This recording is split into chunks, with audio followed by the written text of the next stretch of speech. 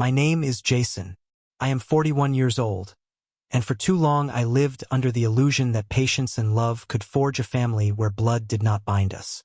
I used to believe that if you gave enough, your time, your strength, your money, eventually you'd be welcomed, eventually you'd be respected. But the cruel truth I learned is this: generosity, when offered endlessly, becomes invisible. The more you give, the less you are seen. And respect, once denied, is never bought, no matter the price. I met Amanda when I was 35, and she was 33. She had been divorced for 2 years, left with 2 children and a string of disappointments from the man she once trusted. She lived in a small 2-bedroom apartment on the edge of Chicago, barely holding things together. Michael was 8 then, loud, restless, always bouncing between video games and soccer practice. Sarah was 6, quieter but sharper, her small hands always scribbling pictures on scrap paper, her eyes already carrying that distant, untouchable look of a girl who believed the world should bend toward her. Their father was still alive, still somewhere in the city, but he was a ghost. He appeared only when it suited him: holidays, birthdays, moments where he could play the part of a father for a few hours before vanishing again. He never stayed, never supported, never took responsibility. Amanda admitted to me once, in a rare moment of raw honesty, that she used to sit awake at night waiting for him to call, hoping he'd at least pretend to care. But he didn't. The man who should have been their foundation was instead a crack in their lives, always widening, always reminding them of what they lacked. I met Amanda at a work function. She wasn't part of the office, just a guest of a mutual friend. We ended up standing beside each other at the bar, 2 people who didn't belong, 2 people tired of smiling at strangers. I remember the way she laughed, soft, but with a tired edge, as if she hadn't laughed freely in years. I remember how she looked at me, not with desire, not even with curiosity, but with relief, as though, for the first time in a long time, she could stop pretending to carry everything alone. We started seeing each other. At first, it was casual dinners, movies, late-night walks through the city. But Amanda's life wasn't her own. Every conversation circled back to the children. Every plan bent around Michael's practices or Sarah's art projects. I didn't mind. In fact, I admired her devotion. I thought stepping into that orbit would give me purpose. I told myself that love meant not just choosing her, but choosing them as well. The first time I met the children, I brought them small gifts. Michael got a soccer ball. Sarah got a set of sketch pencils. They accepted them politely, though not warmly. Michael kicked the ball once or twice in the living room before discarding it. Sarah tested a pencil on the corner of a page and then put it away. Amanda smiled and told me not to take it personally. "They're shy," she said. "They'll warm up." I believed her. At that time, I was renting a modest 2-bedroom apartment downtown, saving diligently for a house. Amanda's place was cramped, the walls thin, the rent high for what little space they had.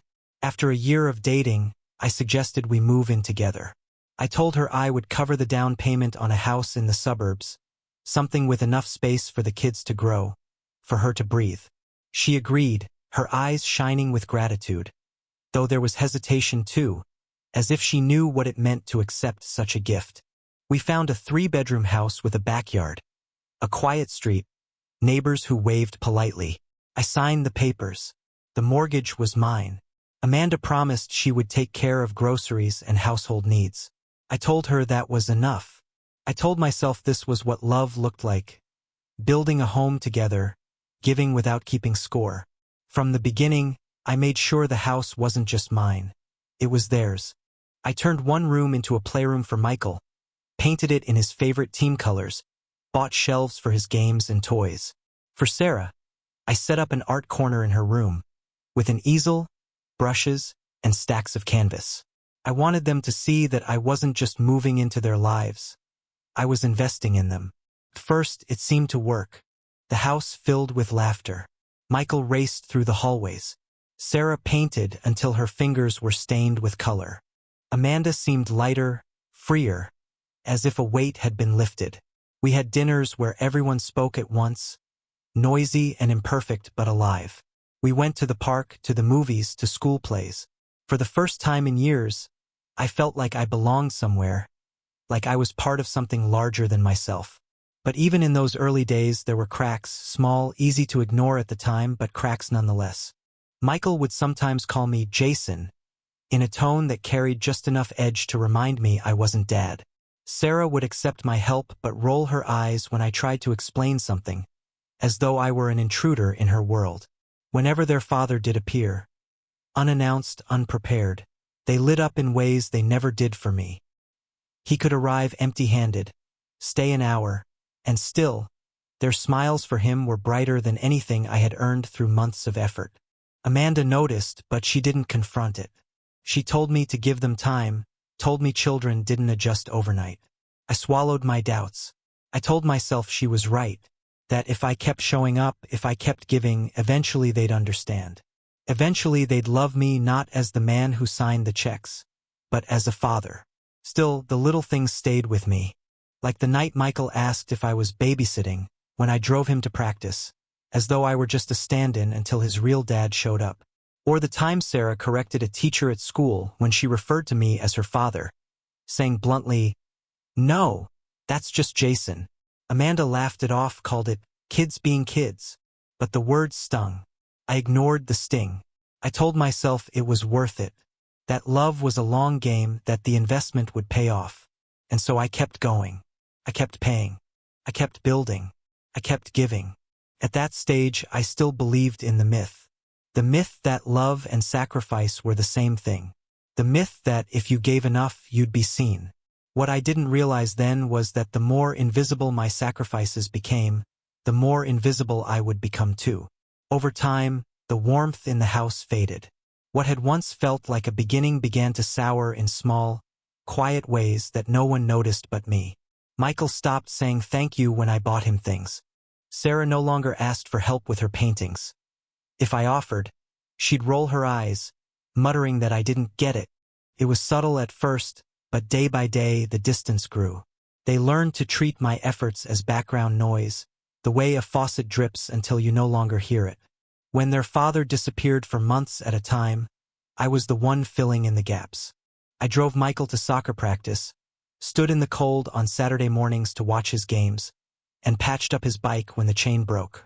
I bought Sarah's art supplies when Amanda said we couldn't stretch the grocery budget far enough. I stayed late at parent-teacher meetings, balancing their school concerns with the endless weight of bills and work.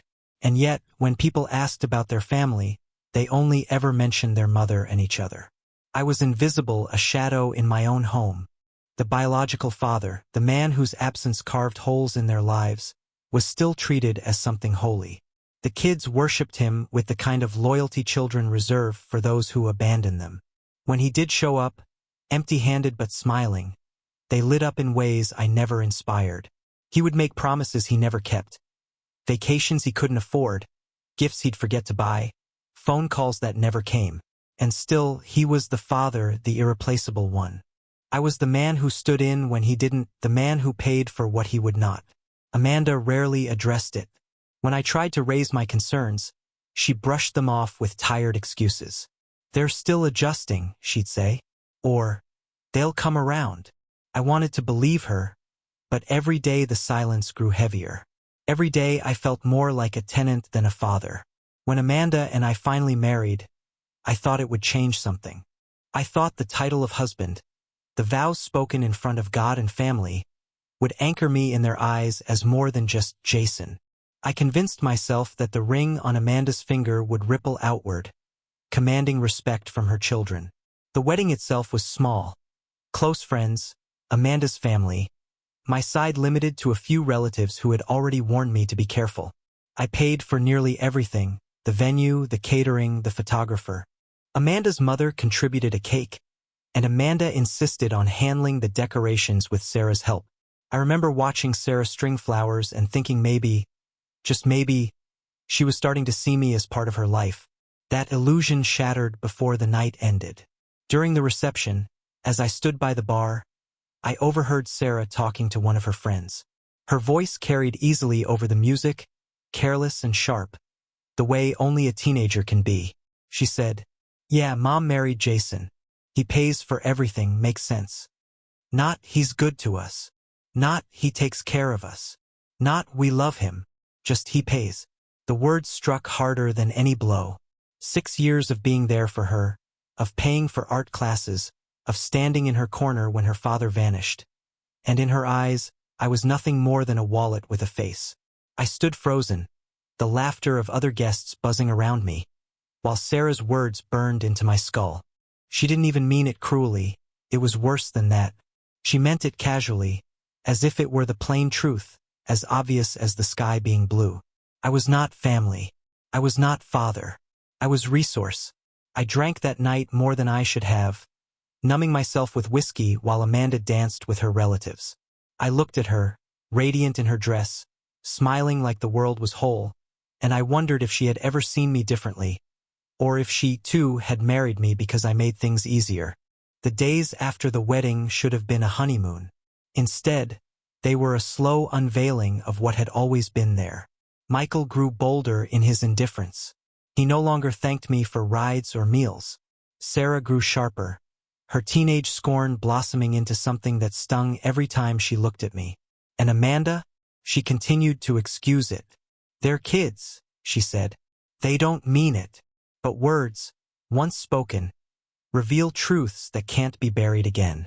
One evening, while cleaning up after dinner, Michael said something that confirmed what I had already begged *N to fear. He asked if their real dad would be taking them on vacation that summer. Amanda froze, the dish towel in her hand dripping water onto the floor. I turned to him, trying to mask the ache in my chest, and asked what he meant by real dad. Michael shrugged, not cruel, just blunt. You're Jason. He's dead. That night, lying beside Amanda in bed, I asked her what she thought about it. Did it bother her that her children saw me as nothing more than a placeholder? She sighed, rolled onto her side, and said softly, They'll understand when they're older. For now, just let it go. But I couldn't let it go, because I had sacrificed too much already. My savings, my time, my peace of mind. And the only acknowledgement I received was dismissal. Still, I carried on. I kept working late, kept paying bills, kept trying to show up. Every new rejection, every rolled eye, every cold remark, I told myself it was temporary, that one day they'd wake up and realize who had been there all along. But deep down, I had begged *N to suspect the truth. Maybe they never would. Maybe I had built my life on a foundation that was never meant to hold me. And the cruelest part was this: Amanda let it happen. She watched the distance grow, and instead of demanding respect, she folded into silence. She chose peace over me, and in doing so, she told me where I stood. The night of the wedding was when the illusion finally cracked. Sarah's words haunted me in the dark. He pays for everything. Makes sense. That was the moment I realized I wasn't family to them. I was only the man who made their lives easier. And I began to wonder, how long could I keep funding people who never once respected me? The breaking point came quietly, almost deceptively, as if betrayal preferred to wear the mask of routine. It was a Thursday evening, one of those long workdays where I dragged myself home with the bitter taste of exhaustion still on my tongue. I expected dinner, maybe a chance to sit in silence, maybe just a moment to feel like the house I paid for could still be a refuge.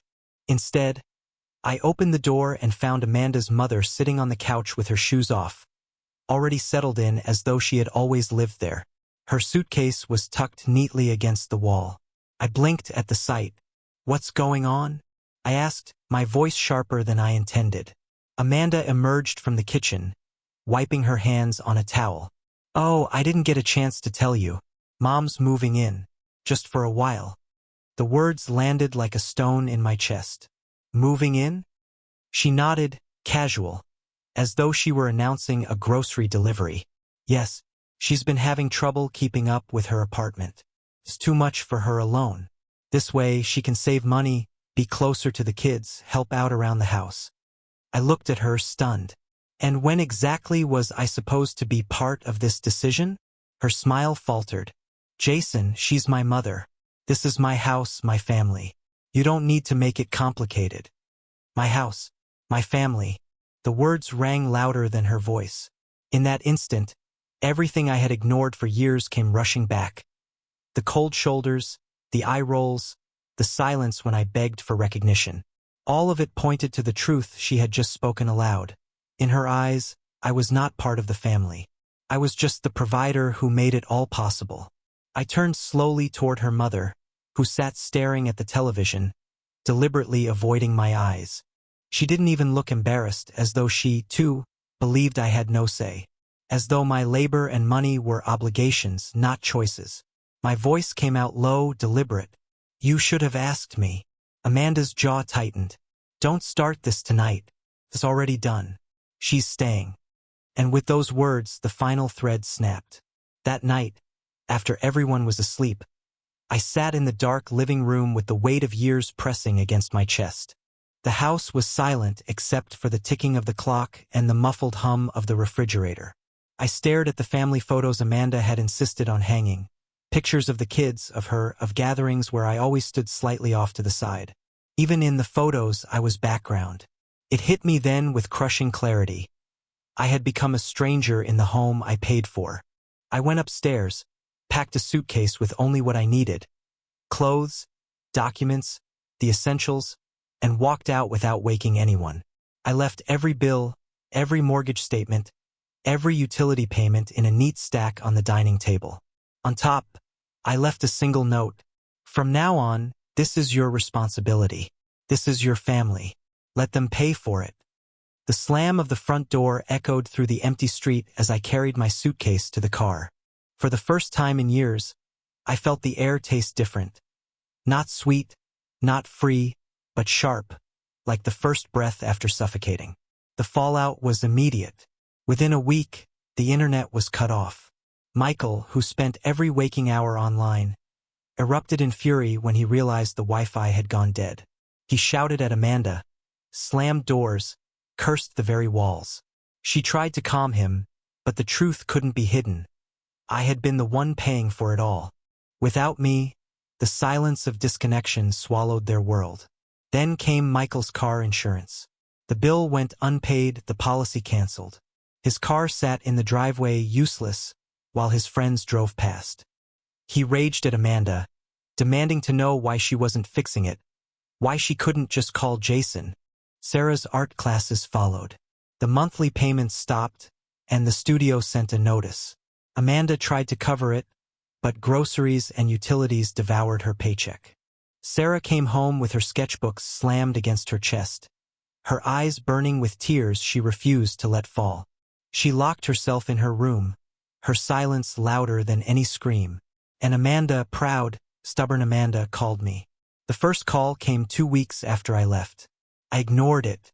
The second, I let ring out. By the third, I answered. "Jason, please," she said, her voice cracking. "We can't do this without you.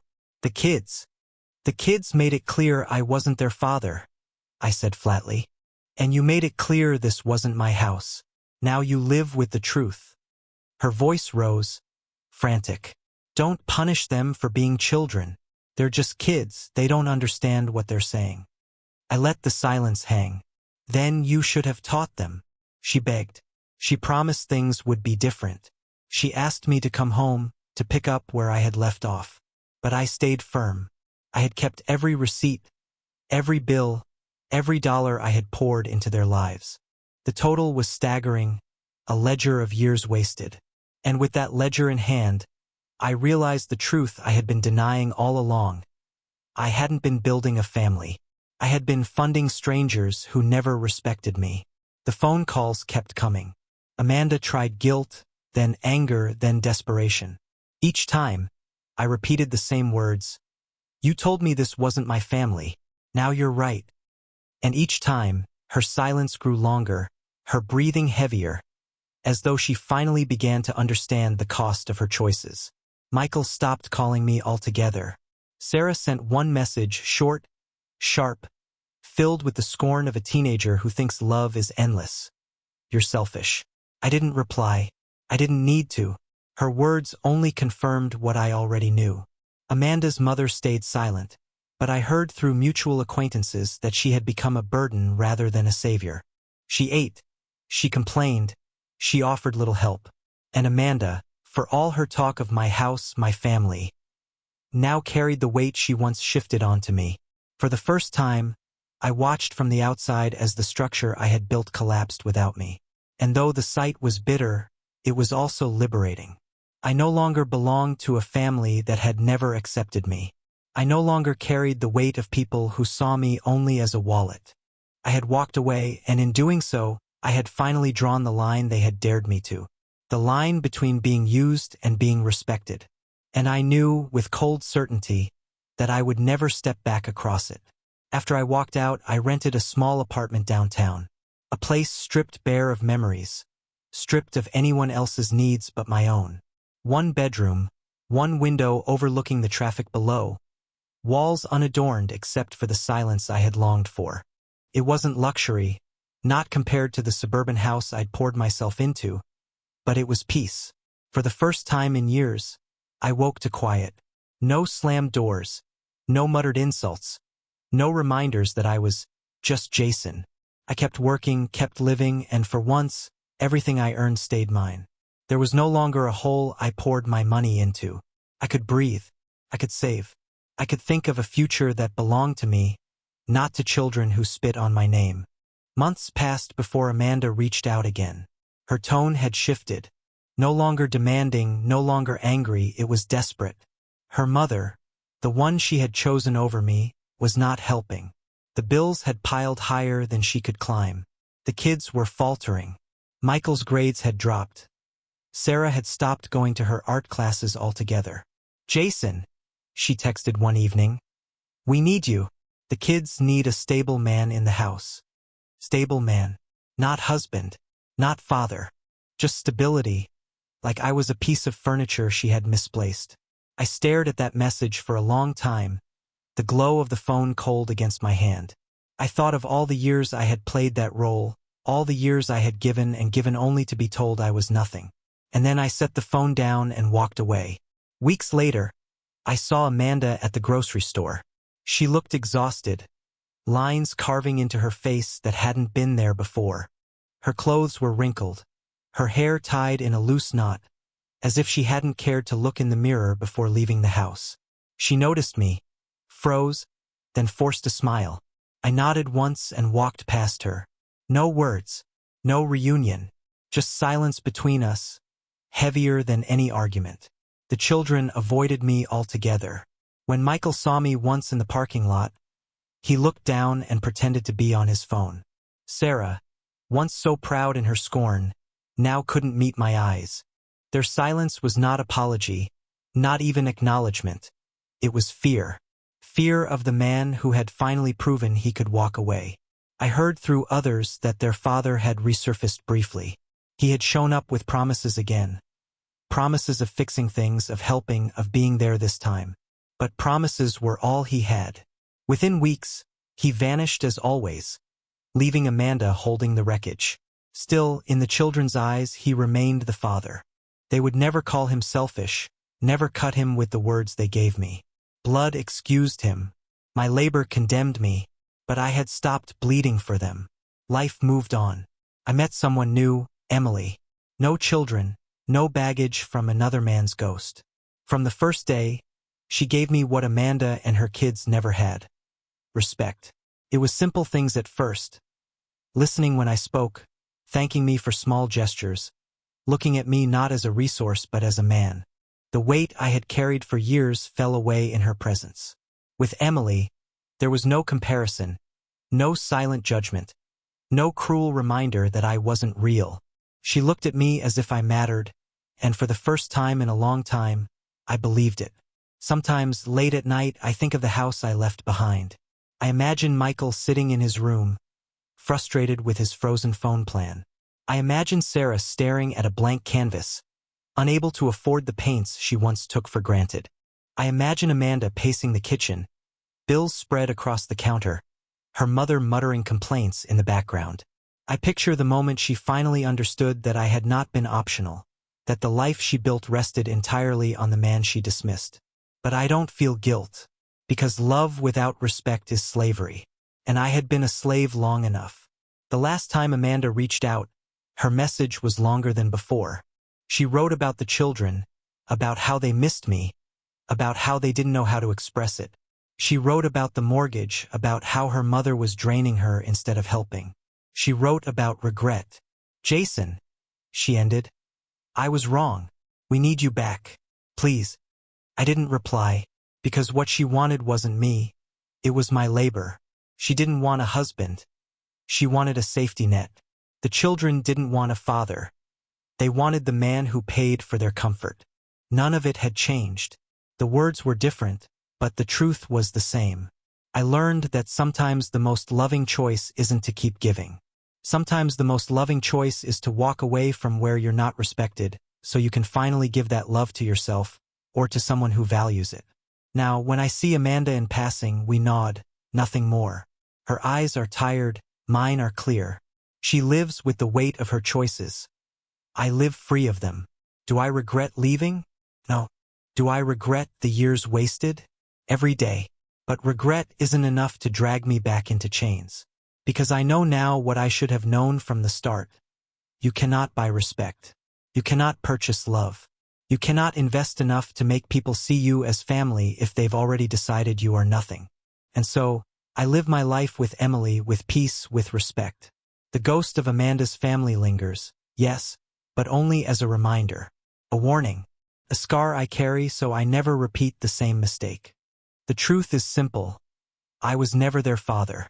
I was never their family. I was their provider. And when the provider walked away, the family they thought they had collapsed. So I ask you, whoever hears this, was I wrong to leave them to their ruin? Or was I finally right to choose myself over a family that never once chose me?